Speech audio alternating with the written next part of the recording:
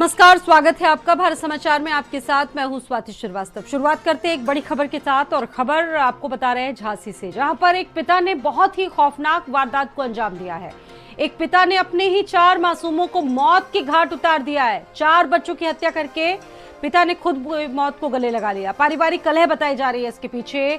पारिवारिक कलह इतनी बड़ी घटना को क्या अंजाम दे सकती है, सोचने वाली बात है। 10 साल और 8 साल और 7 साल के बच्चे की इसमें बेटी की हत्या कर दी गई। हत्यारा कोई और नहीं, पिता ही निकला। राजीव ने 5 साल के मासूम बेटे की भी हत्या कर दी। बच्चों की बड़ी बेरहमी से बाकी से गर्दन काटकर हत्या कर दी गई। हत्यारे पिता की खौफनाक वारदात से इलाके में काफी दहशत है। फॉरेंसिक टीम सहित भारी पुलिस बल मौके पर मौजूद है। थाना रोजा क्षेत्र के मानपुर चक्री गोटिया गांव की ये दिल दहला देने वाली जो वारदात है वो आपको बता रहे हैं। बड़ी ही बेरहमी से अपने ही बच्चों का कत्ल कर दिया एक पिता ने। अब वजह इसके पीछे क्या होगी, अब शुरुआती तौर पर बताया जा रहा है कि ये जो पारिवारिक रंजिश है, पारिवारिक कलह है, उसकी वजह से पिता इतना बेरहम बन गया कि 4 बच्चों को मौत के घाट उतार दिया, खुद भी फांसी से लटक कर जान दे दी। पुलिस पूरे मामले की तफ्तीश कर रही है, लेकिन ये जो खौफनाक घटना घटित हुई है शाहजहांपुर में, ये वाकई में दिल दहला देने वाली है। हर एक व्यक्ति दहल उठा है इस घटना के बाद। अपने ही 4 बच्चों को कोई कैसे मौत के घाट उतार सकता है। 4 बच्चों का कत्ल करने के बाद खुद भी मौत के घाट उतर गया एक पिता। सूचना मिली है कि एक 36 वर्षीय युवक किसी मानसिक परेशानी पारिवारिक विवाद में इसने रात्रि में किसी टाइम अपने 4 अबोध बच्चों को उनकी हत्या कर दी है और स्वयं फांसी लगा ली है। पुलिस मौके पर है और विधिक कार्रवाई की जा रही है। ये बहुत बड़ी खबर है। पारिवारिक कलह के चलते इस वारदात को अंजाम दिया गया है। आरोपी कोई और नहीं, पिता ही है। पिता ने अपने 4 बच्चों का कत्ल करके चारों को मौत के घाट उतार दिया। क्या वजह रही, लगातार जांच का विषय है, लेकिन अब इस तरह के मामले लगातार जैसा कि सामने आ रहे हैं। उत्तर प्रदेश के अलग अलग शहरों में जिस तरह से दिल दहला देने वाली घटनाएं सामने आ रही हैं, एनालिसिस चल रहा है इन घटनाओं पर। बड़ी बात यह है कि कोई पिता इतना बेरहम कैसे हो सकता है, और क्या मजबूरी रही होगी कि उसके बाद खुद भी मौत को गले लगा लिया। तमाम वजहों को लगातार तलाशा जा रहा है। अमित जुड़ गए हैं शाहजहांपुर से इस खबर पर, और ज्यादा बातचीत उनसे करेंगे। अमित, ये पूरा मामला क्या है? 4 बच्चों को मौत के घाट उतार दिया एक पिता ने, खुद भी फांसी पर झूल गया। क्या वजह निकल कर सामने आई? देखिए स्वाति, आपको बता दें, वजह अब तक जो निकल के आई है, जो पारिवारिक जो लोग हैं वो ये कह रहे हैं कि 1 साल पहले राजीव का एक्सीडेंट हुआ था, जिसके बाद उसका इलाज चल रहा था। तो भाई कल उसकी पत्नी से विवाद हो गया था, जिसको लेकर जो पत्नी थी वो राजीव को और बच्चों को छोड़कर मायके चली गई थी। फिलहाल अभी तक की यही पता चल पाया है। वजह साफ वो यही हो पाई है कि पारिवारिक कलह के चलते राजीव ने पहले अपने 4 बच्चों को बांके से काट कर मौत के घाट उतार दिया। उसके बाद उसने खुद को फांसी लगाकर आत्महत्या कर ली। फिलहाल गाँव में मातम सा छाया हुआ है। तो भाई परिवार में कोहराम मचा हुआ है। फिलहाल फॉरेंसिक टीम पूरे मामले पे जांच कर रही है। जांच के बाद पुलिस अधीक्षक राजेश द्विवेदी का कहना है कि कार्रवाई की जाएगी। जी, लेकिन अमित, बड़ी बात यह है कि पत्नी से विवाद हुआ और उसके बाद 4 बच्चों की जान ले ली, खुद भी पिता फांसी पर झूल गया। परिवार में अभी और कौन कौन है, किस तरह का व्यवसाय था, क्या करता था पिता? देखिए, पिता जो राजीव था वो किसानी करता था। हालांकि उसके बाबा भी किसानी करते, लेकिन कहीं ना कहीं जो वजह जो निकल के आ रही वो पारिवारिक वजह निकल के आ रही, क्योंकि 1 साल पहले जिस तरीके से राजीव का एक्सीडेंट हो जाता है, जिसके बाद उसका इलाज चलता है, वही उसका जो संतुलन था, जो जिस चीज की उसकी दिमागी दवा चल रही थी, यही वजह बन सकती है कि वो अपना संतुलन खो बैठा था और उसने बच्चों को मौत के घाट उतार दिया और खुद को फांसी लगा ली। थी पुलिस का क्या कहना है इस मामले में? देखिए, पुलिस हर एंगल पर जांच कर रही है कि ऐसा तो नहीं किसी ने और ने हत्या कर दी, क्योंकि संपत्ति को लेकर भी विवाद हो सकता है, या पत्नी जिस तरीके से आजकल जो सुसाइड और तमाम तरीके जो मर्डर सामने आ रहा है, तो उसको हर एंगल से जो पुलिस अधीक्षक राजेश द्विवेदी वो हर एंगल से जांच कर रहे हैं कि हो सकता है कि पत्नी का हाथ हो सकता है कि कोई पारिवारिक चीज और भी निकल के आए, क्योंकि आजकल अफेयर की भी घटनाएं काफी सामने आ, जिस तरीके से मेरठ में जो घटना हुई थी उसके बाद व्यक्ति की क्या अभी भी अपने मायके में ही है? जी बिल्कुल, पुलिस ने सूचना दे दी है, परिवार ने सूचना दे दी है। जो पत्नी है वो गांव पहुंचने वाली है। जी, तो ये जो घटनाक्रम है शाहजहांपुर से निकलकर सामने आया। आप भी देख रहे होंगे अमित, आजकल लगातार इस तरह की घटनाएं हैं, अलग अलग जगहों से निकलकर सामने आ रही हैं, उन पर लगातार विश्लेषण चल ही रहा है कि एक ना एक नए मामले सामने आ जाते हैं। इस मामले की साइकोलॉजी पर विश्लेषण चलेगा। फिलहाल आपको बता दें कि पुलिस के लिए भी सोचना और समझना ज़रा मुश्किल हो गया है कि आखिरकार क्या वजह हो सकती है, क्योंकि बताया जा रहा है कि 1 साल पहले मृतक का एक्सीडेंट हुआ था, दिमागी संतुलन खो दिया था, ये भी वजह हो सकती है, हत्या भी हो सकती है। विभिन्न पहलुओं पर पुलिस की जांच लगातार बनी हुई है। फिलहाल अभी कुछ भी कहना पुलिस के लिए भी जल्दबाजी होगा, लेकिन ये खबर वाकई बहुत खौफनाक है। जिस तरह से इस घटना को अंजाम दिया, एक पिता के द्वारा अपने 4 मासूमों को कत्ल कर दिया गया, किसी के लिए भी समझना बहुत मुश्किल है। बहुत धन्यवाद अमित आपका पूरी जानकारी देने के लिए।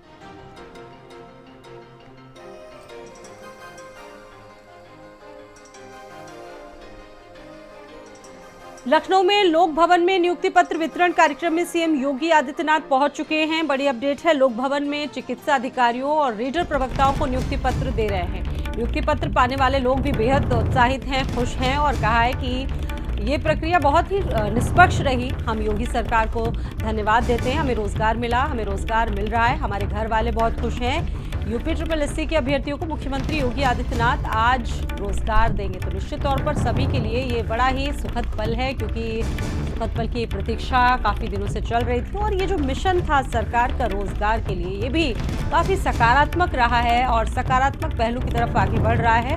जो नियुक्ति पत्र पाने वाले लोग हैं वो बहुत ही ज़्यादा सुखद महसूस कर रहे हैं, अच्छा महसूस कर रहे हैं और नियुक्ति भवन में मुख्यमंत्री पहुंच चुके हैं। ये बड़ी अपडेट है, जहां पर ये कार्यक्रम चल रहा है। लोक भवन में नियुक्ति पत्र बांटने के लिए सीएम योगी पहुंचे हैं और भी विभाग के लोग मौजूद हैं। चिकित्सा अधिकारियों और रीडर प्रवक्ताओं को नियुक्ति पत्र देने के लिए पहुंचे मुख्यमंत्री योगी आदित्यनाथ, वहां उनका स्वागत किया गया। और वहीं नियुक्ति पत्र पाने वाले लोगों ने कहा कि ये प्रक्रिया बहुत ही निष्पक्ष रही, योगी सरकार को हम थैंक यू करते हैं, हमें रोजगार मिला।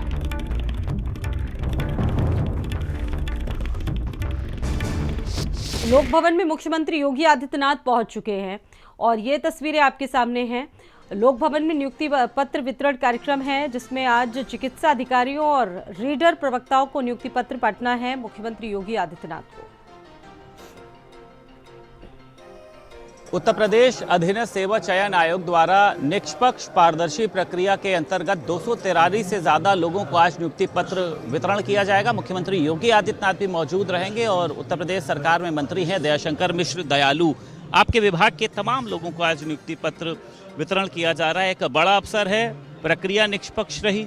163 आयुर्वेद चिकित्सा अधिकारी, 2 उपाचार्य, 19 प्रोफेसर होम्योपैथ और 3 प्रवक्ता होम्योपैथ, कुल मिला के 186 से ज़्यादा लोगों को आज आयुष के द्वारा नियुक्ति पत्र मिलना है।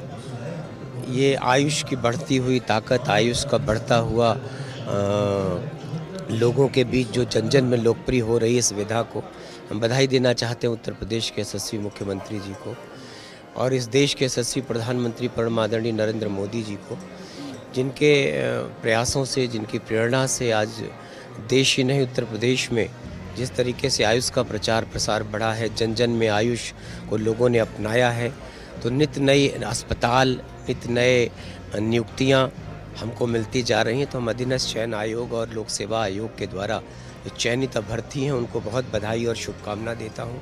करने के लिए उत्तर प्रदेश सरकार में मंत्री दयाशंकर मिश्र दयालु हमारे साथ मौजूद थे। लखनऊ से वीडियो जर्नलिस्ट मेहंदी हसन के साथ संदीप खेर, भारत समाचार।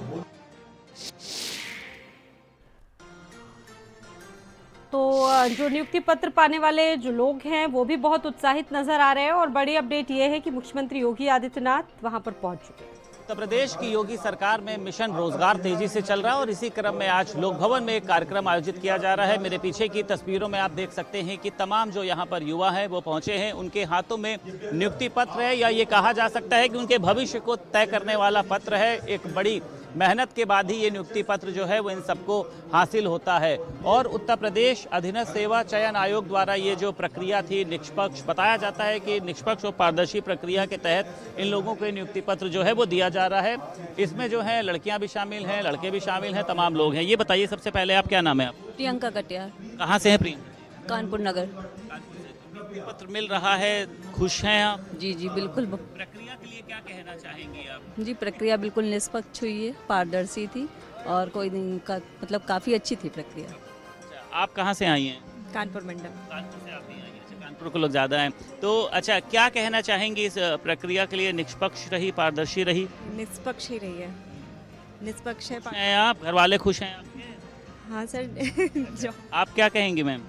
खुश हैं सब लोग और पूरी तरह प्रक्रिया जो भी हुई है पूरी तरह निष्पक्ष हुई है। हमें अभी भी नहीं पता हमें कहाँ मिलना है, मिलने के बाद पता चलेगा कहाँ जा रहे हैं। जाना चाहिए। उत्तर प्रदेश की योगी सरकार लगातार मिशन रोजगार को आगे बढ़ा रही है।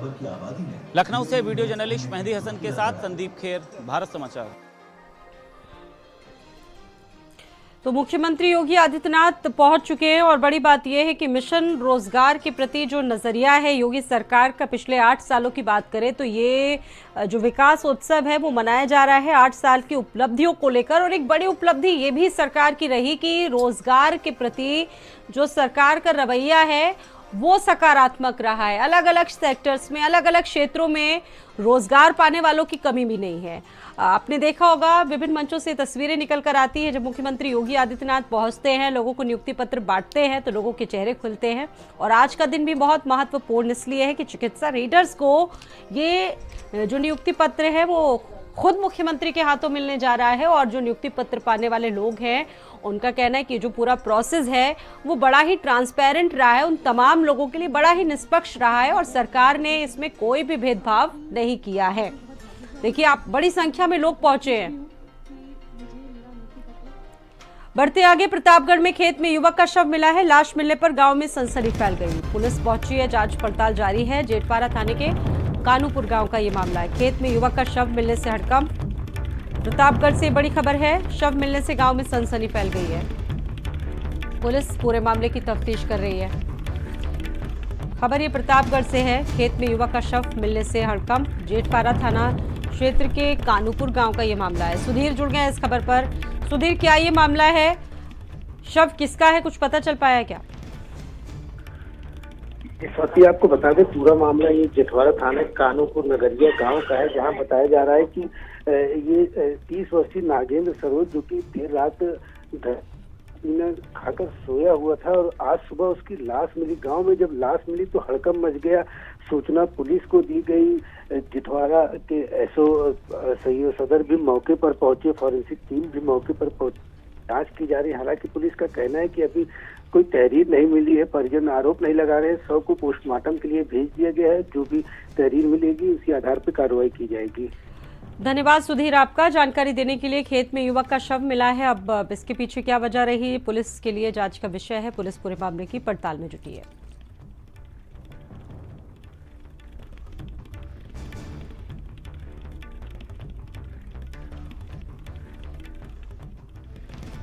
उधर गाजियाबाद में बदमाशों ने रात भर गांव में जमकर तांडव किया। 2 लोगों की गोली मारकर इन्हें घायल कर दिया है। मोदी ग्रुप के अकाउंटेंट विजेंद्र को गोली मारी गई। पत्नी और बहन को भी गोली की बट मारकर जख्मी कर दिया गया है। गांव के ही अजीत नाम के शख्स को गोली मारी गई है। बदमाशों ने गांव में 2 घरों के ताले तोड़ दिए। भोजपुर के अमराला गांव का ये पूरा मामला है। मोदी ग्रुप के अकाउंटेंट विजेंद्र को भी जख्मी कर दिया गया है। पत्नी और बहन को बट मारकर जख्मी किया गया है। ये जो पूरा घटनाक्रम आपको बता रहे हैं गाजियाबाद का, गांव के ही अजीत नाम के शख्स को गोली लगी है। इसमें रात भर बदमाशों ने गांव में तांडव मचाया।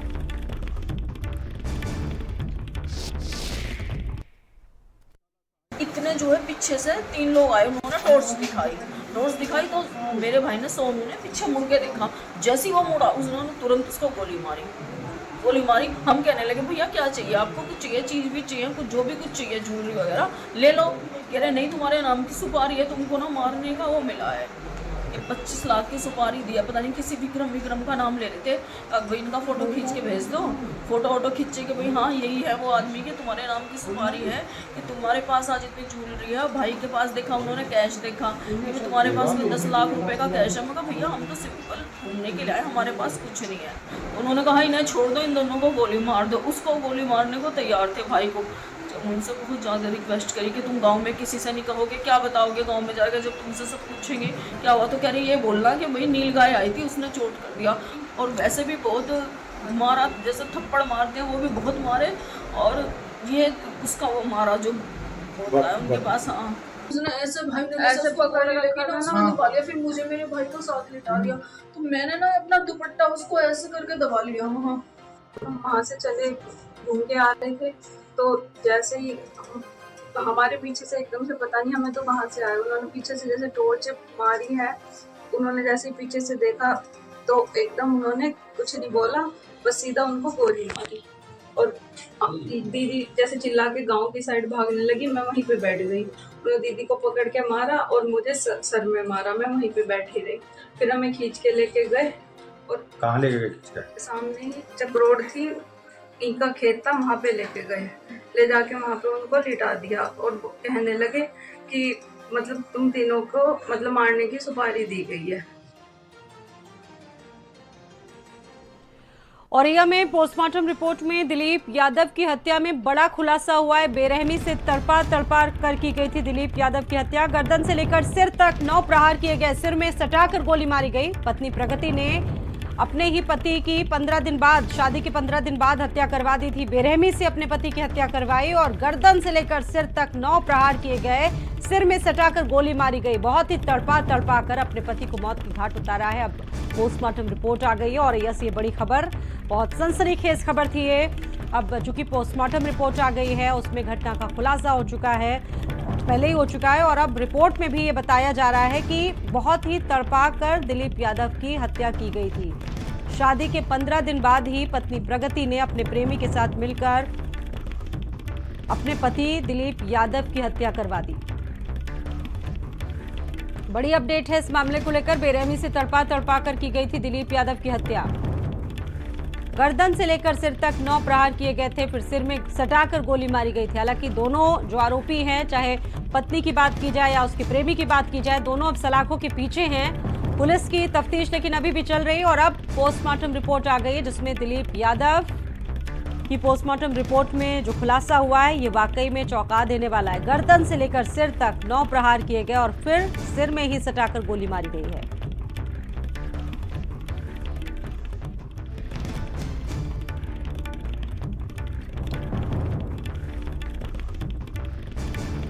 महिला का जो प्रेमी था वो भी औरैया का ही था।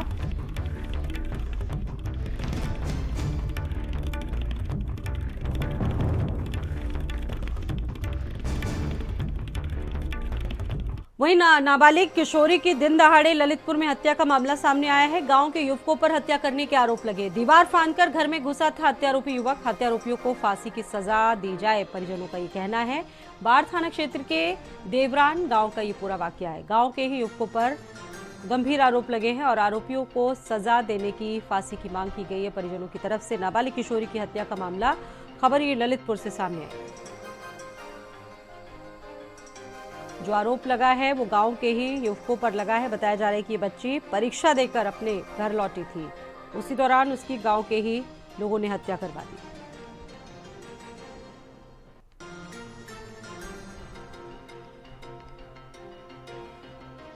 ये सब बच्चे ने बताया कि टट्टी बांधे तो काली टी शर्ट पहने तो और मुँह से पीली तौलिया बांधे तो ऊपर से गया और यहाँ से उतरा है। किस पर शक है आपके लिए? हमें तो मोहल्ले पे शक है।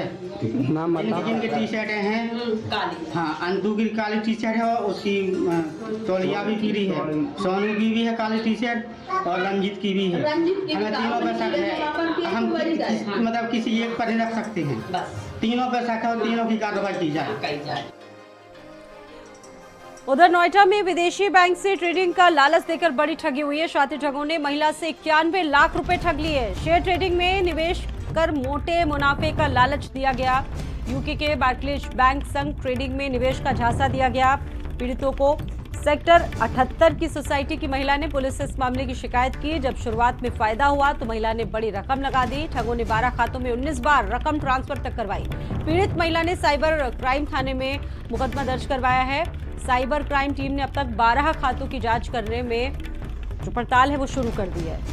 बताया जा रहा है कि शुरुआत में फायदा हुआ तो महिला ने बड़ी रकम लगा दी, लेकिन उसके बाद बड़ी ठगी उसके साथ हुई। 12 खातों से 19 बार ट्रांसफर करके रकम हड़प ली गई। पीड़ित महिला ने साइबर क्राइम थाने में मुकदमा दर्ज करवाया है। पुलिस ने भी इस मामले में टीमों का गठन कर दिया है। अब क्राइम टीम ने 12 खातों की जांच करनी भी शुरू कर दी है। साइबर क्राइम टीम पूरे मामले की पड़ताल में जुटा हुआ है। नोएडा से संवाददाता दानिश जुड़ चुके हैं। दानिश, ये पूरा मामला जानेंगे आपसे। 91 लाख रुपए ठग लिए गए शातिरों के द्वारा एक महिला से। आप बिल्कुल देखिए, सेक्टर 78 में रहने वाली एक महिला है, उनको एक लालच दी गई कि जो यूके है, यूनाइटेड किंगडम है, वहाँ पर बार्कलेज बैंक है और उस बैंक की ट्रेडिंग में उनको पैसा लगाना है और उससे उनको मोटा मुनाफा होगा। पहला और दूसरा जो ट्रांजैक्शन उन्होंने 2-2 लाख रुपए का किया था, उस ट्रांजैक्शन में उनको प्रॉफिट दिया। ठीक है, धन्यवाद दानिश आपका जानकारी देने के लिए। और लखनऊ के लोक भवन आपको लिए चलते हैं, मुख्यमंत्री योगी आदित्यनाथ संबोधित कर रहे हैं। मंच पर उपस्थित प्रदेश सरकार में मंत्रिमंडल के